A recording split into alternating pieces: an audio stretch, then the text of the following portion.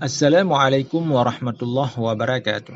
Selamat datang di channel Al-Islami. Pada kesempatan yang mulia ini, kami akan memaparkan dan menjelaskan tentang hal-hal yang bisa membatalkan puasa.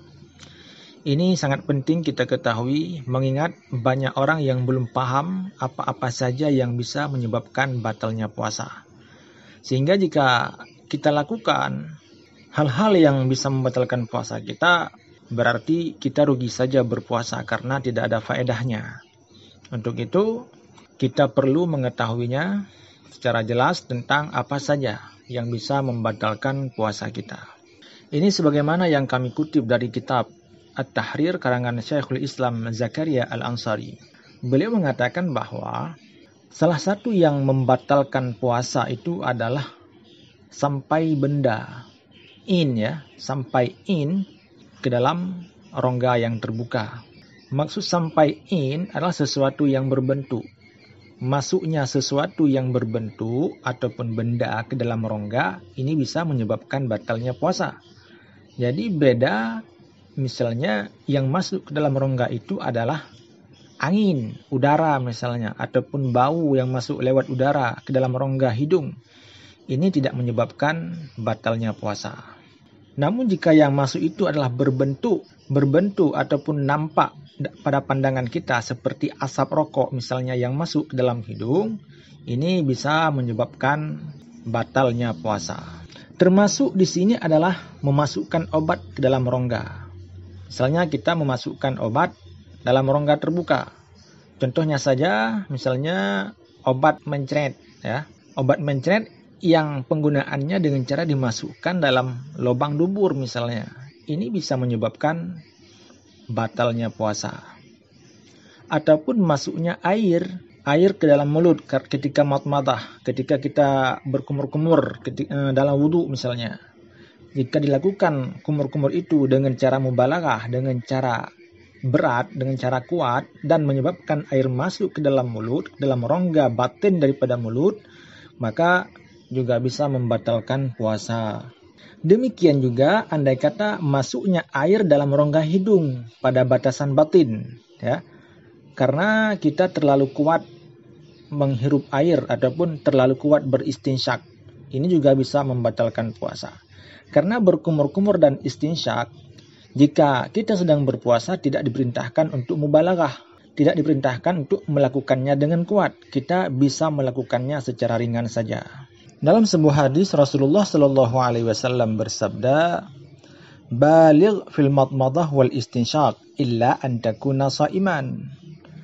Bermubalaghahlah, lakukanlah dengan kuat pada madmadah, yaitu berkumur-kumur, dan pada istinshaq, yaitu masukkan air dalam hidung, kecuali bahwa adalah kamu itu yang berpuasa. Ini jelas bahwa dalam hadis ini Rasulullah memerintahkan kita untuk mubalaghah pada berkumur-kumur dan istinsyak, kecuali jika kita dalam keadaan berpuasa. Ini tidak diperintahkan untuk madmadah. Sehingga andai kata kita juga melakukan madmadah secara mubalaghah, istinsyak secara mubalaghah dalam keadaan berpuasa, dan menyebabkan air masuk dalam rongga batin, maka ini akan membatalkan puasa kita. Beda halnya apabila kita berkumur-kumur dan istinsyak dalam wudu dengan tidak bermubalaghah. Kita hanya beristinsyak secara ringan. Kita hanya bermadmadah ataupun berkumur-kumur secara ringan. Namun air masuk juga dalam batasan batin daripada mulut dan hidung. Ini tidak menyebabkan batal puasa. Karena mubalaghah secara ringan dan istinsyak secara ringan ini adalah salah satu daripada ma'mur bih. Salah satu daripada hal yang diperintahkan dalam wudu. Tadi disebutkan membatalkan puasa apabila benda ataupun sesuatu ain masuk dalam rongga terbuka. Beda halnya apabila suatu benda itu masuk dalam rongga tidak terbuka, misalnya seperti masuknya minyak dalam pori-pori daripada bulu kita. Ini tidak menyebabkan batal puasa. Demikian juga misalnya orang yang memakai celak, di celah-celah matanya dia menggunakan celak. Walaupun celak itu masuk dalam mata, ini tidak menyebabkan batal puasa. Karena mata itu bukan rongga terbuka. Demikian juga apabila kita mengobati luka kita. Luka yang ada di tangan, luka yang ada di kaki misalnya. kita memasukkan obat dalam luka tersebut. Ini juga tidak masalah, tidak menyebabkan batal puasa, karena memasukkan obat, mengobati luka kita, bisa karena tikaman luka kita, karena jatuh dan segala macam, ini tidak menyebabkan batal puasa karena bukan rongga terbuka.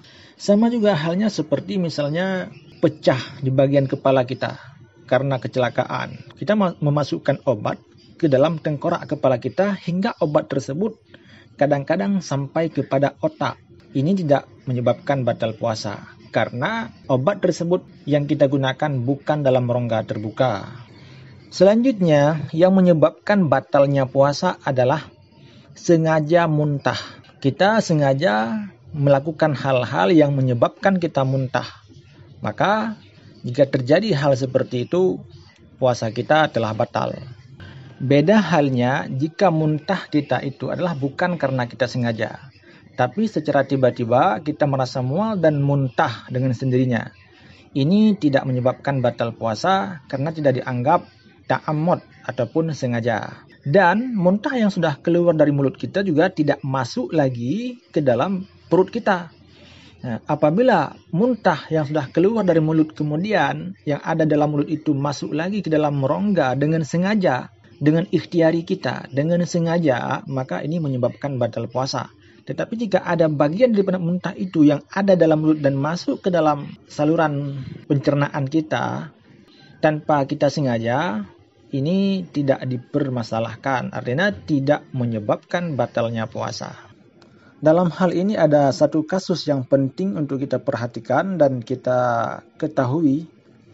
Misalnya ketika seseorang bangun subuh, bangun di pagi hari, dan pada mulutnya ada benang, yang benang tersebut bersambung hingga ke dalam rongga perutnya. Misalnya seperti seseorang yang dimana di waktu malam dia makan kue ataupun makanan yang tidak tahu di dalam makanan itu ada benang, sehingga dia makan.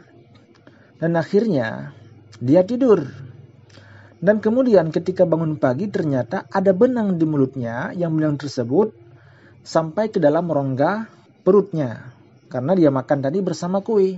Jadi sebahagian daripada benang itu sudah masuk ke dalam rongga pencernaannya dan sebahagian lagi di mulutnya. Ini bagaimana kita mensikapinya? Karena andai kata ia menarik benang tersebut, ini akan dianggap bahwa dia sama seperti orang muntah. Artinya bisa menyebabkan batal puasanya. Andai kata dia tidak mencabut benang itu, artinya dia menelan benang itu semuanya ke dalam perutnya, ini juga jelas sama seperti makan dan bisa menyebabkan batalnya puasa. Dan andai kata dia membiarkan benang tersebut di mulutnya, sebahagian berada di dalam perutnya, sebahagian di luar mulutnya, ini menyebabkan ia tidak bisa melakukan salat. Karena pada tubuhnya ada benda yang bersambung kepada najis.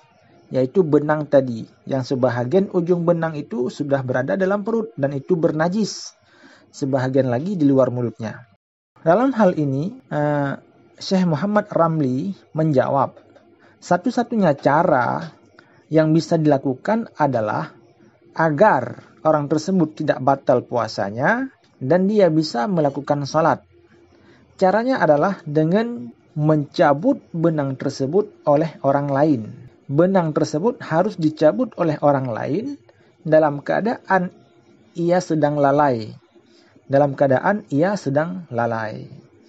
Kenapa mesti dalam keadaan lalai? Karena jika tidak lalai, maka perbuatan orang lain mencabut benang di mulutnya itu memang sesuatu yang diinginkan oleh dia. Dan ini muafakat ataupun sesuai dengan kemauannya. Karena ini sesuai dengan kemauannya, maka ini dianggap sama seperti perbuatan dirinya sendiri. Nah, jadi tidak bisa. Agar ia bisa selamat daripada puasanya dan bisa mengerjakan sembahyang ataupun salat, satu-satunya cara adalah dengan cara orang lain datang tanpa pengetahuan dia untuk mencabut benang yang ada di mulutnya. Dan dia dalam keadaan lalai. Namun andai kata tidak ada cara yang lain yang bisa dilakukan. Tidak ada orang lain yang atas kemauan orang tersebut menarik benang yang ada di mulut orang tadi. maka tidak ada jalan kecuali kita menarik benang yang nanti bisa menyebabkan batal puasa. Ini tetap kewajiban kita adalah menarik benang tersebut walaupun batal puasa kita. Agar bisa melaksanakan ibadah salat. Karena antara ibadah salat dengan ibadah puasa, penting salat. Kenapa penting salat? Padahal kedua-duanya adalah ibadah fardu dan wajib. Begini, salat itu adalah ibadah yang paling utama. Di mana andai kata ada seseorang meninggalkan salat dan dia tidak mau taubat, dalam Islam itu hukumnya disuruh bunuh. Hukum Islam ya, disuruh bunuh. Sementara orang yang meninggalkan puasa tidak. Di sini menunjukkan bahwa ibadah salat itu lebih penting, lebih berat dibandingkan dengan puasa. Maka jika tidak ada cara lain, tidak ada orang yang menarik benangnya tadi, satu-satunya cara, ia harus menarik sendiri benangnya. Yang nanti tentu menyebabkan puasanya batal. Ini adalah mengambil keozoran yang lebih ringan di antara dua kemudaratan ataupun di antara dua keozoran. Kemudian ada permasalahan lain. Misalnya seseorang di waktu malam dia memasukkan sesuatu ke dalam duburnya. Ataupun dia memasukkan sesuatu dalam telinganya. Misalnya dia memasukkan kayu dalam telinganya. Ataupun cotton bud ya, ke dalam telinganya. Dan dia lupa mencabutnya. Sehingga dia tertidur. Dan dia jaga di esok harinya dalam keadaan dia berpuasa. Ini bagaimana? Apakah ia bisa mencabut kayu yang ada dalam telinganya ataupun dalam duburnya atau tidak? Ini disebutkan tidak masalah bagi dia di waktu pagi ketika fajar sudah muncul, dia tidak masalah mencabut langsung kayu yang ada di telinganya. Kenapa? Dan ini tidak menyebabkan puasa dia batal. Karena masalah ini tidak sama dengan masalah benang tadi. Ini tidak dianggap sebagai muntah. Kita mengeluarkan kayu dari telinga tadi tidak dianggap sama seperti muntah. Beda dengan benang yang ada pada kasus yang pertama tadi. Jika kita tarik benang keluar, itu dianggap sama seperti muntah yang menyebabkan batal puasa.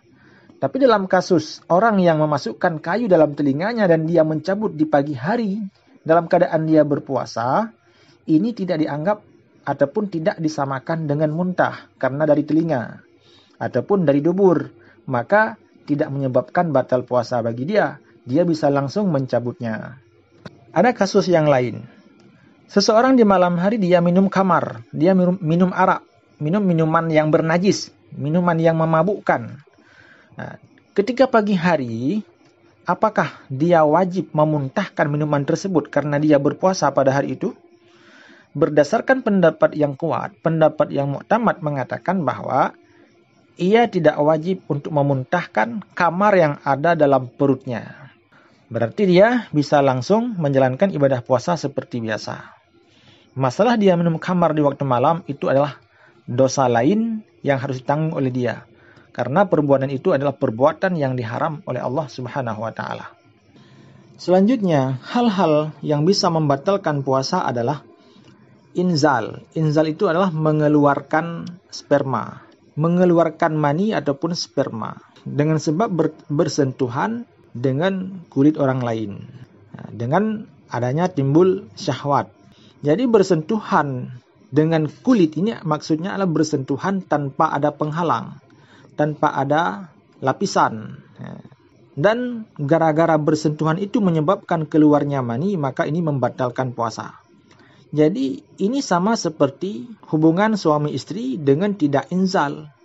Bersentuhan kulit seseorang dan orang lain tanpa ada lapisan, tanpa ada penghalang. Ini sama seperti seseorang yang berhubungan dengan istrinya tanpa inzal ataupun tanpa keluar mani. Jadi sama-sama menyebabkan batal puasa.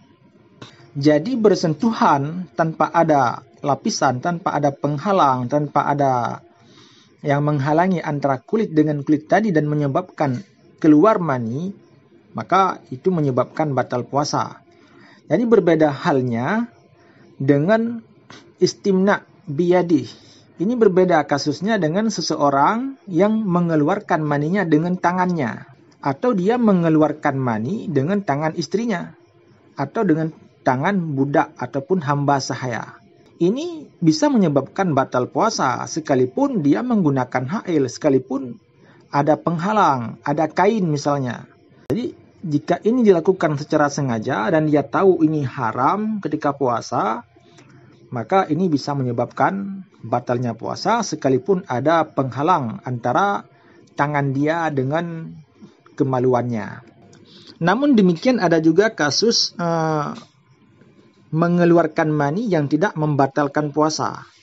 Misalnya dilakukan oleh istri dia dalam keadaan dia tidur. Ini tidak menyebabkan batal puasa. Ataupun keluar mani dengan sebab nadar ataupun fikrin, dengan sebab dia memperhatikan sesuatu yang bisa menyebabkan dia keluar mani, ataupun menghayal, memikirkan sesuatu yang menyebabkan dia inzal. Ini tidak menyebabkan batal puasa.